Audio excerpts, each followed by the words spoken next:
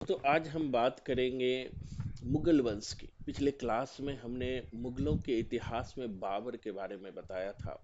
आखिर बाबर का जन्म कहाँ हुआ, किस रूप में हुआ, बाबर किस लिए फेमस है। आज हम जानेंगे कि मुगल वंश को जानने का सोर्स क्या है, उनका इतिहास क्या है।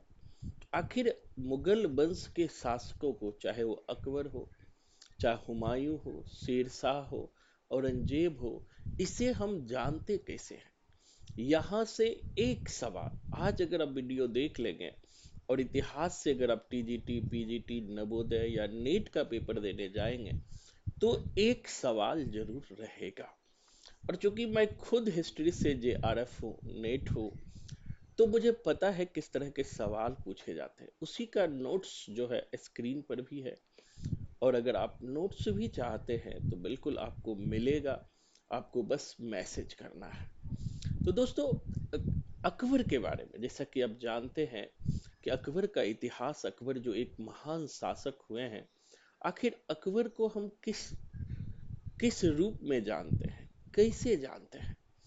तो जो अकबर के दरबारी कवियों में एक फेमस था, वो था अबुल फजल। नाम सुने होंगे। अब सवाल आता है, यहीं से पूछता है कि अबुल फजल कौन था, इनका जन्म कहाँ हुआ था, और अबुल फजल अकबर के किस किस कार्य के बारे में जानकारी देता है।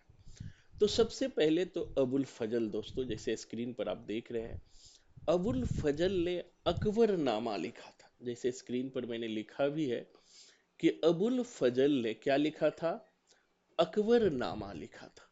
अबुल फजल के द्वारा रचित अकबर नामा। अब दूसरा सवाल आता है कि अबुल फजल कौन था। तो अबुल फजल एक भारतीय मुसलमान था जिसका जन्म लगभग 1551 ईस्वी में आगरा में हुआ था। और ये अबू फजल जो था, शेख मुबारक का पुत्र था। किसका पुत्र था? शेख मुबारक का पुत्र था। और अबू फजल जो था वह सुन्नी मुसलमान था। कुछ लोग इतनी उदार था कि सुन्नी इसे सिया कहते, सिया उसे सुन्नी कहते। मतलब अबू फजल एक उदार व्यक्ति था। तो अकबरनामा के लेखक जो अबुल फजल थे, वह आगरा में इनका 1551 में जन्म हुआ था। और ये शेख मुबारक के पुत्र थे, ये याद रखना। और कहा जाता है कि इस दौर में सर्वोत्तम फारसी कवि फैजी, जो इस दौरान जो फारसी कवि फैजी था, वो भी अबू फजल का जो है भाई था। फारसी कवि फैजी अबुल फजल का भाई था। और ये सम्राट अकबर का भी फैजी मित्र था। इस युग के पुधर मुगल दरबार में नियुक्त पहला इतिहासकार है।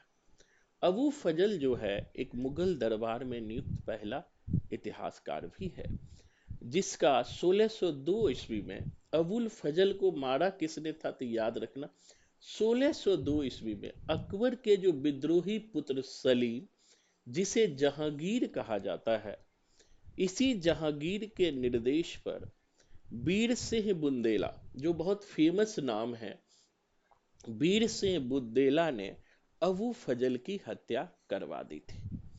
तो अबू फजल जिन्होंने अकबरनामा लिखा, अकबर के दरबारी कवियों में एक था।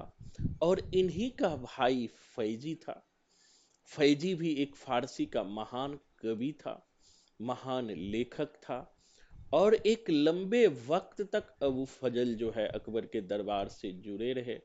लेकिन जो अकबर के जो पुत्र थे सलीम, जिसे जहांगीर भी कहा जाता है, उन्होंने जब विद्रोह किया, तो उसी विद्रोह के द्वारा जो है इन्होंने कि जहांगीर के ही कहने पर वीर सिंह बुंदेला ने जो है अबू फजल की हत्या करवा दी।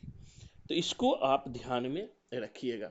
अब दूसरा बात आता है कि आखिर अकबरनामा लगभग इस व्यक्ति को अकबर ने 1574 ईस्वी में इतिहास लिखने के लिए नियुक्त किया था। अबू फजल को अपना इतिहास लिखने के लिए अकबर ने, यह भी डेट पूछता है, याद रखना, 1574 ईस्वी में नियुक्त किया था। अब अकबरनामा का विषय क्या है दोस्तों? अगर नेट का पेपर देने जाओगे तो वहां डेप्थ में सवाल पूछता है। सिर्फ ये नहीं पूछेगा कि अकबरनामा के लेखक कौन है, ये भी पूछेगा कि अकबरनामा में क्या क्या बातें हैं। तो अकबरनामा जैसे स्क्रीन पर देख रहे हैं आप, सबसे पहले तो यह फारसी साहित्य है। अकबरनामा के 3 पार्ट है दोस्तों, याद रखिएगा। अकबरनामा के 3 पार्ट है। प्रथम पार्ट में तैमूर से लेकर के हुमायूं तक का विवरण है। पहले पार्ट में जो है तैमूर से लेकर हुमायूं तक विवरण है। दूसरे पार्ट में शुद्ध अकबर का इतिहास है। 1556 से लेकर के 1597 तक अकबर ने क्या काल किया, इसका जिक्र है दूसरे पार्ट में। तो पहले पार्ट में तैमूर और हुमायूं की चर्चा है। दूसरे पार्ट में अकबर ने क्या क्या काम किया, उनका इतिहास चर्चा है। और तीसरे पार्ट में, ये क्वेश्चन पिछली बार ही यूजीसी नेट में हिस्ट्री में पूछा था कि तीसरे अकबरनामा के तीसरे पार्ट में क्या है। तो अकबरनामा के तीसरे पार्ट में अकबर के प्रशासनिक व्यवस्था और नीति की चर्चा है। इसी तीसरे पाठ को स्वतंत्र रूप से आइन ए अकबरी भी कहलाता है। VVI ये भी पूछा था अकबरनामा के किस भाग को आइन ए अकबरी कहा जाता है। तो याद रखिएगा अकबरनामा के तीसरे पाठ को, जिसमें विशुद्ध राजनीति की चर्चा है, अकबर कालीन राजनीति, अकबर के नीति की चर्चा है, वह जो तीसरा पाठ आइन ए अकबरी कहलाता है। इस पुस्तक का रेंज कहा जाता है बहुत अधिक है। इस पुस्तक की रचना में लेखक ने बहुत मेहनत किया और प्रांत में जितने दस्तावेज थे उन सब का अध्ययन किया, रॉयल फैमिली से भी बात किया, और लगभग जो है 41 साल बाद व्यक्ति ने इस बुक को लिखा। तो मतलब यह साहित्य इतिहास तत्व के साथ ही अबुल फजल में जगह जगह पर अबू फजल ने इनकी जानकारी भी देता है। अकबर का व्यक्तित्व कैसा था, किस तरह का व्यक्तित्व था।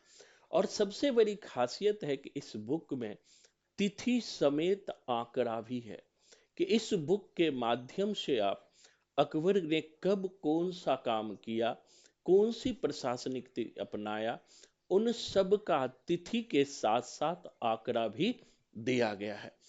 और इसी इसी बुक में अबुल फजल ने सम्राट अकबर को फर्रे इजदी यानी दैवी प्रकाश और इंसाने कामिल भी कहा है।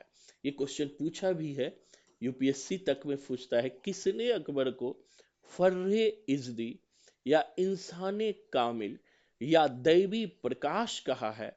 तो वो अकबर ने कहा है। वो किसने कहा है? अकबर ने कहा है। दूसरा, अब आते हैं आईने अकबरी।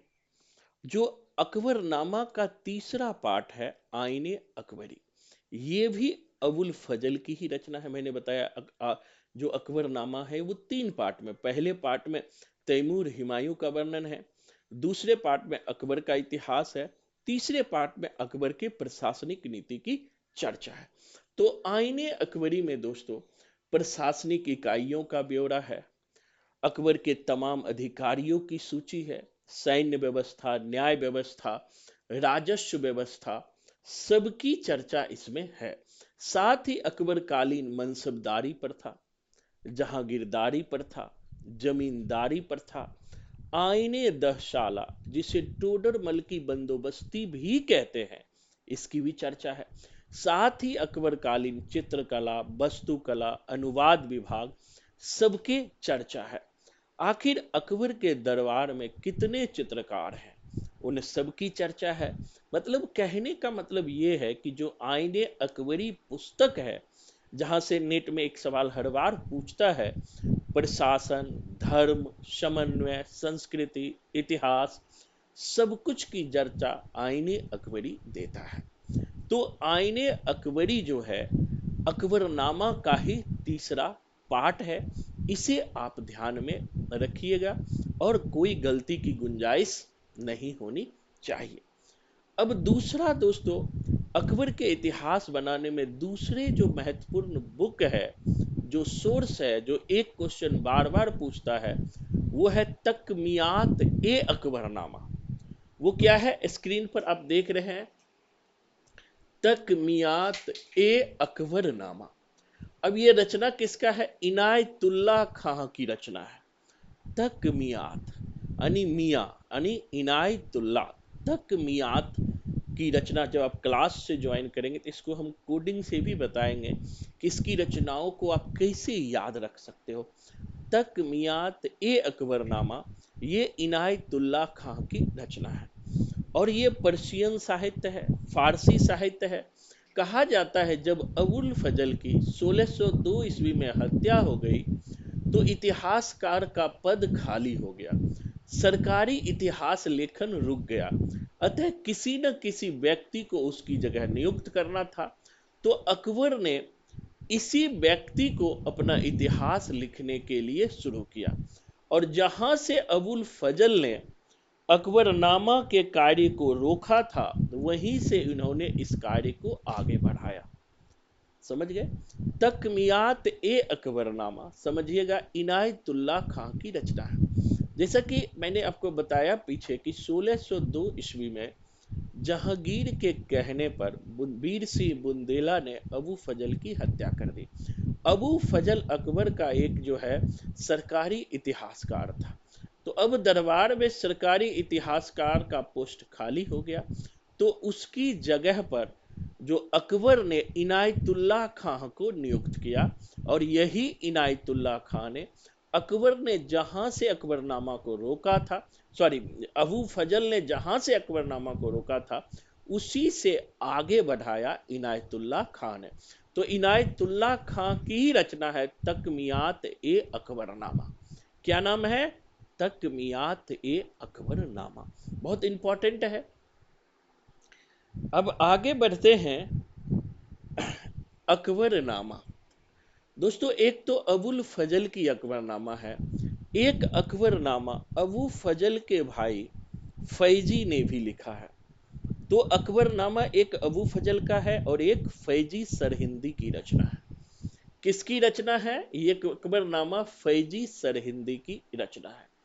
यह भी फारसी साहित्य है, यह भी फारसी साहित्य। यह अकबरनामा अबू फजल के अकबरनामा से पूर्ण रूप से अलग है, केवल नाम की समानता है। यह फैजी भी वह नहीं जो अबू फजल का भाई था और उस काल में प्रसिद्ध कवि। मतलब कि कहने का मतलब यह, ये जो फैजी सरहिंदी है, एक फैजी अबुल फजल, सॉरी, एक फैजी जो है अबू फजल का भाई भी था, तो वो अबू फजल का भाई ये नहीं है, ये अलग है। गलती से मैंने उधर भाई कह दिया, तो उसको ठीक कर लीजिएगा, ये अलग है। अलग एक व्यक्ति हुए हैं फैजी सरहिंदी, जो अकबरनामा लिखा है। तो जो अकबरनामा का विषय है उससे अलग उन्होंने अपने विषय के रूप में यहाँ बहुत सारी बातें की है, तो इसको हमें ध्यान में रखना है। और अब नेक्स्ट जो फेमस रचना है वह है मुंतखब उत तवारिख। मुंतखब उत तवारिख दिखाई पड़ रहा है, मुंतखब उत तवारिख। ये हमारे नोट्स हैं, तो अगर इस नोट्स को आप पढ़ना चाहते हैं, समझना चाहते हैं, रिजल्ट लेना चाहते हैं, तो मुझे मैसेज भी कर सकते हैं। मुंतखब उद तवारिख यह बदायूनी की रचना है। किसकी रचना है, बदायूनी की रचना है। अब भारत में जन्मा भारतीय मुसलमान बदायूनी शेख मुबारक का शिष्य था, और यह उदार व्यक्ति था, और बदायूनी ने अकबर को केंद्र में रखकर ही मुंतखब उत तवारिख लिखा है। फारसी, अरबी और संस्कृत के भी ये विद्वान थे, और इन्होंने फारसी में मुंतखब उत तवारिख लिखा है। अब इस पुस्तक की दोस्तों खासियत की है, ध्यान रखिएगा। इस पुस्तक की, कहता है कि इस पुस्तक में, स्क्रीन पर देखिएगा, खास इस पुस्तक में विवरण बहुत कम है, घटना का क्रमिक ब्यौरा भी कम है, लेकिन घटनाओं की समीक्षा पूर्ण है। माना जाता है कि अबू फजल व बदायूनी, अबू फजल वह बदायूनी की नहीं जो अकबर की समकालीन है।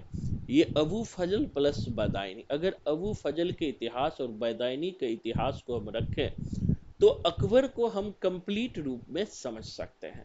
तो उतना नहीं भी याद रखिएगा तो इतना याद रखिएगा, मुंतखब उत तवारिक किसकी रचना है? बादायनी की रचना है।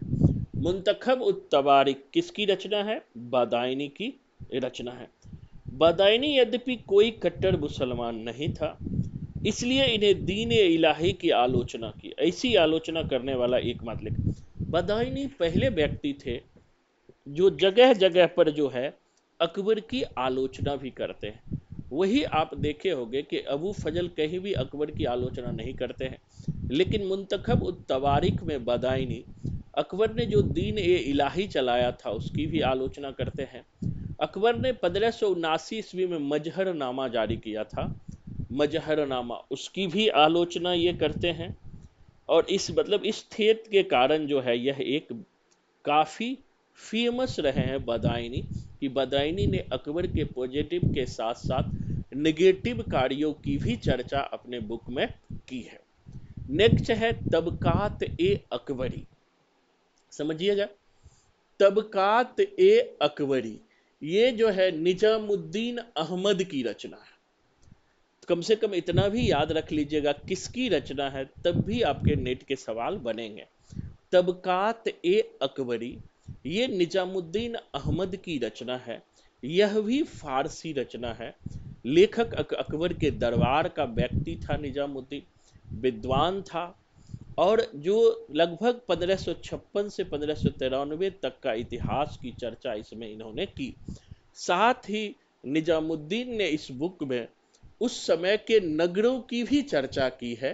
कौन कौन फेमस नगर थे, उन नगर की, शहर की क्या क्या इच्छाएं थी, क्या क्या रुचियां थी, अकबर का क्या क्या शौक था, इन सब की चर्चा जो है इस बुक में दिया गया है। इसी तरह दोस्तों तारीख ए फरिश्ता है, जिसे स्क्रीन पर आप देख रहे हैं। तारीख ये मोहम्मद कासिम हिंदू शाह की रचना है। तारीख ए फरिश्ता किसकी रचना है? मोहम्मद कासिम हिंदू शाह की रचना है तारीख ए फरिश्ता। इसे शॉर्ट फॉर्म में फरिश्ता भी कहते हैं, कि फरिश्ता ने इस बुक को लिखा। तारीख ए फरिश्ता, तो याद रखना फरिश्ता की रचना।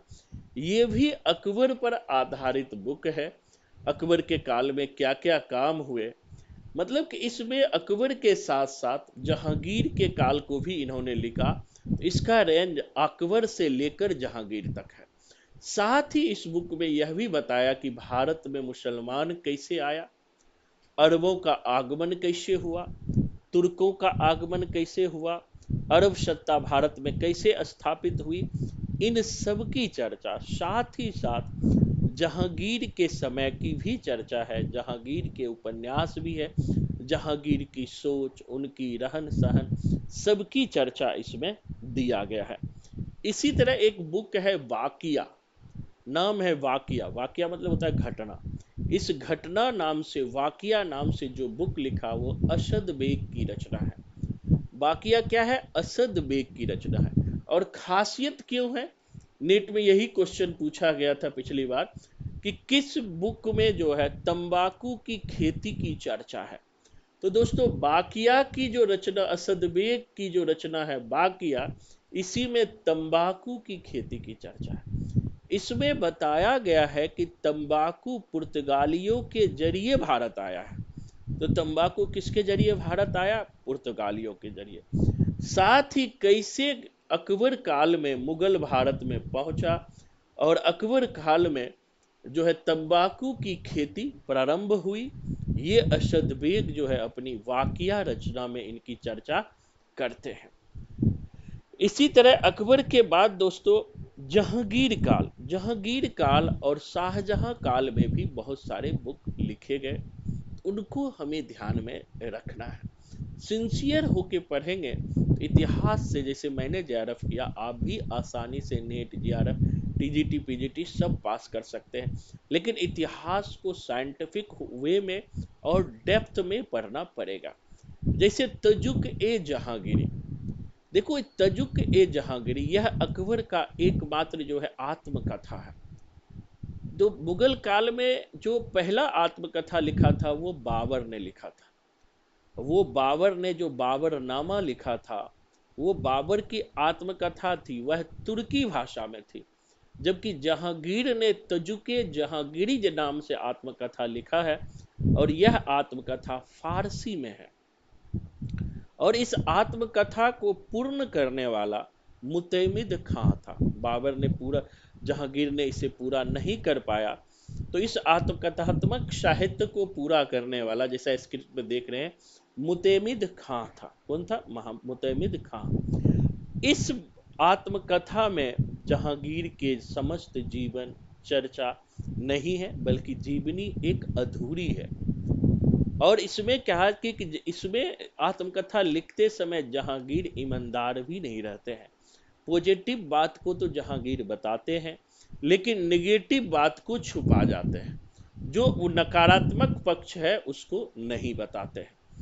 इसमें जो बताया गया है कि जहांगीर का प्रकृति से किस तरह जुड़ाव था, पेंटिंग से किस जुड़ाव था, जुडिशियल के प्रति जहांगीर की क्या सोच थी, लेखन के प्रति, फलों में आम से क्या जुड़ाव था, इन सब की चर्चा जहांगीर करते हैं। इसी तरह जहांगीर कालीन एक महत्वपूर्ण बुक है इकबाल ए जहांगीरी। इकबाल ए जहांगीरी या इकबाल ए जहांगीरनामा, यह अलग से मोतमिद खां की रचना है। मोतमिद खां ने तबकात जो जहांगीर की आत्मकथा भी लिखे, लेकिन इकबाल ए जहांगीरी एक अलग से मोतमिद खां की रचना है। किसकी रचना है? मोतमिद खां की रचना है। जैसे अकबर के लिए अबू फजल प्रिय था, वैसे ही जहांगीर के लिए मुतमिद खां विख्यात थे, प्रिय थे। तो मुतमिद खां ने जहांगीर का एक जस्मदीद गवाह था। मतलब जहांगीर ने जो जो काम किए, मुतमिद खां ने उन्हें देखा, तो उसको याद। इसी तरह मयासिर ए जहांगीरी, माया, काम, इसे कोड कर देंगे माया। माया कब आता है? जब मन में काम की भावना जगती है। तो मयासिर ये जहांगीरी का कामगार खां की रचना है। मयासिर ये जहांगीरी क्या है? कामगार खां की रचना है। इसमें भी जहांगीर के इतिहास की चर्चा की गई है। इसी तरह इसमें राजा सलीम के गुण अवगुण की चर्चा है। प्रिंस सलीम के अकबर के खिलाफ दो दो विद्रोह हुए हैं। अकबर के खिलाफ जहांगीर ने कौन कौन विद्रोह किया, उसके ही चर्चा है। इसी तरह एक है बादशाहनामा, या इसे पादशाहनामा भी कहते हैं।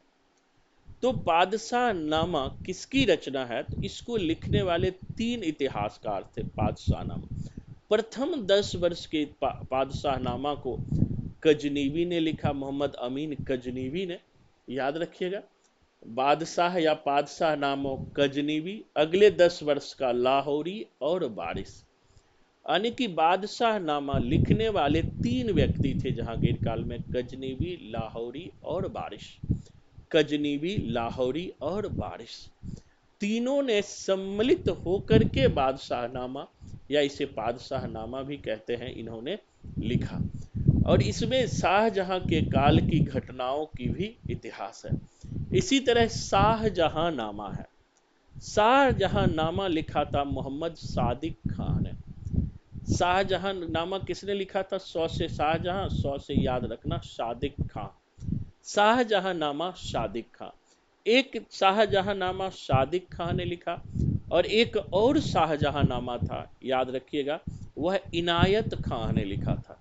एक और शाहजहांनामा था, वो किसने लिखा? इनायत खां ने। किसने लिखा था? इनायत खां ने। इसी तरह आमीन ए सालिह, किसकी रचना है? मोहम्मद सालिह की रचना है। आमिल ए सालिह किसकी रचना है? मोहम्मद सालिह की रचना। ये भी मिलाने के लिए पूछता है, तो सालिह लगा हुआ है तो सालिह। अब नोट्स में ये भी आपको पढ़ने को मिलेगा डिस्क्रिप्शन में कि सालिह का क्या क्या। अभी इतना याद रखिएगा, यह सालिह की रचना है। इसमें भी जो है औरंगजेब का इतिहास है। अब आते हैं औरंगजेब के काल में कौन कौन इतिहासकार हुए हैं और उनकी रचनाएं क्या थी। औरंगजेब ने लगभग जो है 50 साल तक दोस्तों शासन किया है। उन 50 साल में औरंगजेब ने क्या क्या काम किया, उसी की चर्चा यहाँ पर है। इसमें औरंगजेब ने क्या क्या बातें हुई है, उन सब की चर्चा यहाँ पर आई। पहला नाम है, इससे पहले आलिमगीर नामा। आलमगीर नामा, आलमगीर कहा जाता है औरंगजेब को। आलमगीर नामा ये मोहम्मद काजिम की रचना है।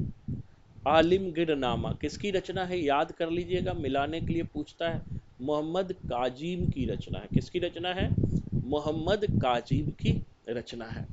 इसी तरह मुआसिर ए आलमगिरी साकी मुस्तैद खां की रचना है।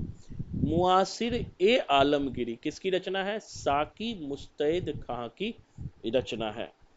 इसी तरह मुंतखब उल्लुबाब बहुत फेमस रचना है, बार बार पूछता है और पिछली बार भी मिलाने के लिए पूछ लिया। मुंतखब उल्लुबाब खैफी खां की रचना है। औरंगजेब के इतिहास को बनाने में यह सबसे महत्वपूर्ण रचना है, क्योंकि जो खैफी खां था वह छिपा हुआ व्यक्ति था। जब औरंगजेब मर गए तब औरंगजेब के बारे में इन्होंने सब कुछ लिखा, मृत्यु के बाद लिखा। इसीलिए जो मुंतखब उल्लुबाब है वह खैफी खां की बहुत ही फेमस रचना है। इसमें औरंगजेब के बहुत सारी चीज़ों की चर्चा करता है, साथ ही साथ मोहम्मद शाह रंगीला की भी बातें करता है, उनकी विशेषताओं को भी यह बताता है। इसी तरह फतवाए ए आलमगिरी है। फतवाए आलमगिरी ये किसी एक की रचना नहीं है, फतवा लगा हुआ है। यह औरंगजेब काल में लिखा गया और कहा जाता है कि इसका जो कोई लेखक नहीं था, अज्ञातनामा यह लेखक रचना थी। इसी तरह फतुहात ए आलमगिरी, फतुहात ए आलमगिरी ये हिंदू लेखक थे ईश्वरदास। ईश्वरदास नामक व्यक्ति ने फतुहात ए आलमगिरी औरंगजेब को केंद्र में रखकर औरंगजेब का इतिहास लिखा। इसे फतुहात ए आलमगिरी कहते हैं। इसी तरह नुस्खा ए दिल खुश ये भी पूछा है इसी साल। नुस्खा ए दिल खुश तो ये भी औरंगजेब काल के लेखक है। नुस्खा ए दिल खुश भीमसेन की रचना है। भीमसेन जो मूलतः दक्कन के थे, महाराष्ट्र के थे, मुगल दरबार से जुड़ा रहा और ये भीमसेन ने औरंगजेब को केंद्र में रखकर नुस्खा ए दिल खुश रचना लिखी। क्या लिखा, नुस्खा ए दिल खुश रचना किसने लिखा, भीमसेन की रचना है नुस्खा। एक है खुलासत उत तवारिख, ये भी हिंदू का लेखक है, खुलासत उत तवारिख। खुलासत उत तवारिख राय सुजान भंडारी की रचना है। ये भी इंपॉर्टेंट है, बार बार पूछता है, याद रखिएगा।